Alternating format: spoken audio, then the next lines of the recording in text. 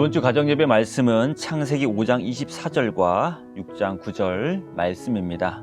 이것은 하나님의 말씀입니다. 에녹이 하나님과 동행하더니 하나님이 그를 데려가심으로 세상에 있지 아니하였더라. 이것이 노아의 족본이라. 노아는 의인이요 당대의 완전한 자라. 그는 하나님과 동행하였으며. 오늘 본문을 주의 깊게 읽으신 분들은 본문에 등장하는 에녹과 노아에게 공통점이 있다는 것을 알 수 있습니다. 본문에 드러난 두 사람의 공통점은 무엇입니까? 두 사람 모두 이 세상에 살면서 하나님과 동행했던 인물들입니다. 하나님과 동행했다라는 구절을 자세히 해석하지 않고 듣기만 해도 두 사람은 하나님 보시기에 신앙이 참 좋았다는 것을 우리는 알 수 있습니다. 이제 하나님과 동행하다라는 의미를 구체적으로 살펴보도록 하겠습니다. 여기서 동행하다라고 번역된 히브리어는 할라크라는 단어입니다. 성경에서 이 할라크라는 단어는 하나님과 함께 사용되면 하나님께서 원하신 삶의 방식에 따라 마치 한 몸을 이룬 부부처럼 하나님과 매우 친밀하게 교제함을 의미합니다. 여기서 중요한 것은 하나님께서 원하시는 삶의 방식입니다. 즉 하나님과 동행한다는 것은 하나님께서 원하시는 삶의 방식을 가지고 하나님과 함께 교제하며 살아가는 것을 의미합니다. 말씀하시면이라는 CCM이 있습니다. 이번 가정 예배를 위해서 찬송가 430장과 함께 제가 예배 순서에 올려드린 곡입니다. 이 CCM 가사는 하나님과 동행한다는 것이 무엇인지 잘 보여주고 있습니다. 주님 말씀하시면 내가 나아가리다. 주님 뜻이 아니면 내가 멈춰 서리다. 나의 가고 서는 것 주님 뜻에 있으니 오 주님 나를 이끄소서.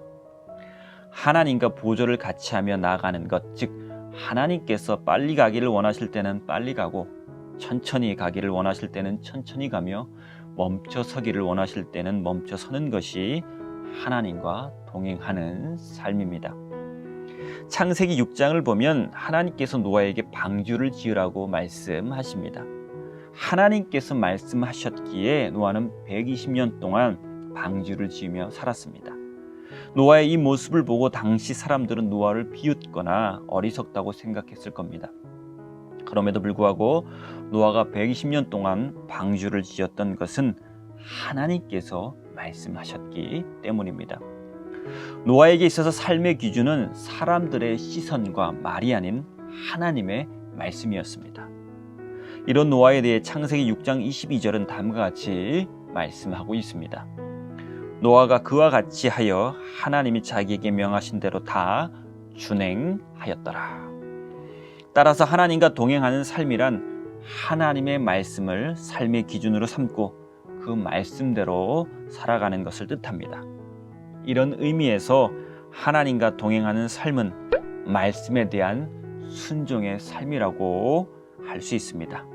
그래서 하나님과 동행하는 사람들은 하나님 말씀에 순종하기 위해 시편 1편 2절 말씀처럼 하나님의 말씀을 주야로 묵상하는 자입니다. 여러분 가정의 삶의 기준이 무엇입니까? 노아처럼 하나님 말씀이길 바랍니다. 그래서 여러분 가정도 주님 말씀하시면 나아가고 주님 뜻이 아니면 멈춰서는 가정 되시길 바랍니다. 말씀을 삶의 기준으로 해서 하나님과 동행하는 삶을 살아가는 복된 가정 되시길 간절히 바랍니다. 그런데 여러분 하나님과 동행하는 삶에 기본 전제가 있습니다. 그것은 바로 임마누엘입니다. 하나님께서 먼저 우리와 함께 하신다는 겁니다. 항상 하나님께서는 우리와 함께 하시고 우리와 함께 하시기를 원하십니다. 즉 하나님께서는 우리와 동행하시기를 원하십니다.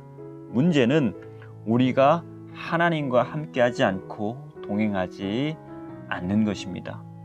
이런 우리 삶에 대해 영국의 영성 작가 안소니 블룸이 다음과 같이 잘 표현하고 있습니다. 우리는 하나님께 겨우 몇 분 내드리면서 그 시간에 그분이 임재하지 않는다고 불평한다. 하지만 우리의 문을 두드리시는 하나님께 죄송합니다. 바쁩니다라고 말하는 나머지 23.5시간은 어떤가? 심지어 전혀 반응이 없을 때도 있다. 우리의 마음과 생각과 양심과 삶의 문을 두드리시는 하나님의 노크 소리를 아예 듣지 못하기 때문이다. 그러므로 때로 우리는 하나님의 부재에 대해 불평할 권리가 없다. 그분보다 우리가 더 부재하기 때문이다. 하나님께서 우리에게 원하시는 삶은 우리가 이 세상에서 뭔가 큰 일을 행하는 것이 아닙니다. 당신께서 우리와 함께 있기를 바라시는 것처럼 우리 또한 하나님과 함께 있는 것입니다. 다윗은 이것을 잘 알았기에 시편 131편에서 다음과 같이 기도하고 있습니다. 여호와여, 내 마음이 교만하지 아니하고 내 눈이 오만하지 아니하오며 내가 큰 일과 감당하지 못할 놀라운 일을 하려고 힘쓰지 아니하나이다. 실로 내가 내 영혼으로 고요하고 평온하게 하기를 젖된 아이가 그의 어머니 품에 있음 같게 하였나니 내 영혼이 젖된 아이와 같도다. 이스라엘아, 지금부터 영원까지 여호와를 바랄지어다.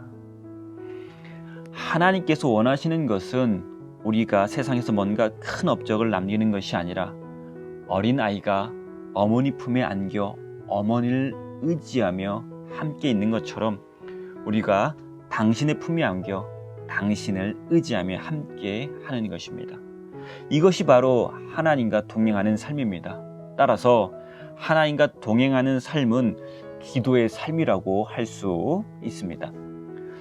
이 세상에서 크게 성공해서 하나님께 영광 돌리겠다고 하기보다는 여러분도 다윗과 같이 매 순간 하나님의 영적인 품에 안겨 하나님과 친밀하게 교제하시기를 바랍니다.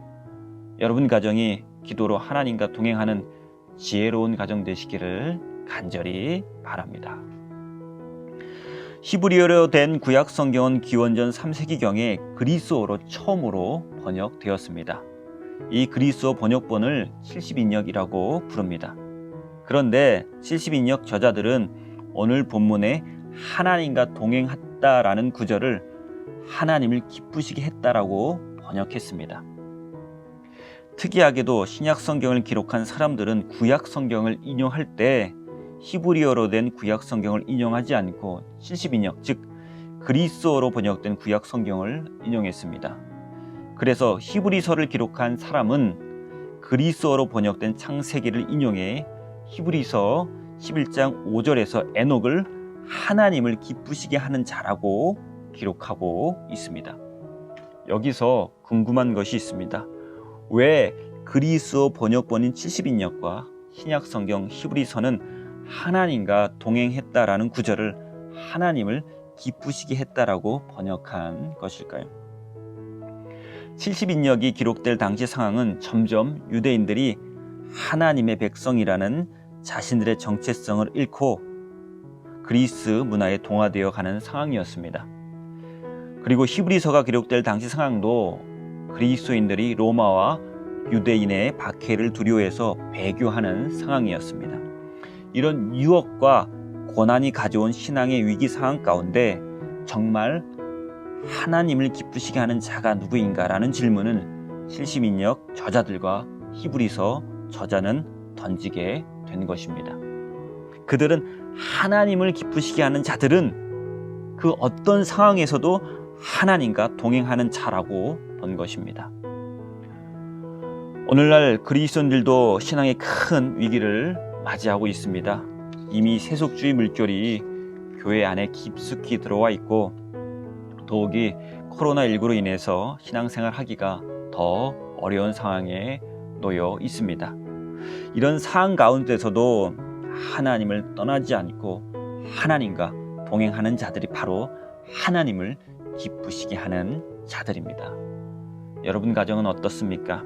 하나님과 동행하고 있습니까? 그러면 바로 여러분이 하나님을 기쁘시게 하는 자들입니다. 에녹처럼 어떤 상황 가운데서도 하나님과 동행해 하나님을 기쁘시게 하는 복된 가정 되시기를 간절히 바랍니다. 함께 기도하겠습니다. 세상 흔들리고 사람들은 변해도 우리는 하나님과 동행하는 그리스도인들이 되게 하여 주시옵소서. 노아처럼 하나님의 말씀을 삶의 기준으로 삼고 온전히 하나님과 동행하게 하옵소서. 그리고 다윗처럼 기도를 통해 하나님의 영적인 품에 안겨 하나님과 동행하는 삶을 살아가게 하옵소서. 또한 에녹처럼 어떤 상황에서도 하나님과 동행하여 하나님을 기쁘시게 하는 삶을 살아가게 하옵소서. 상도중앙교회의 모든 가정들이 하나님과 동행함으로 말미암아 하나님의 기쁨이 되는 가정 되게 하여 주시옵소서. 이 모든 말씀 우리 주 예수 그리스도 이름으로 간절히 기도하옵나이다. 아멘.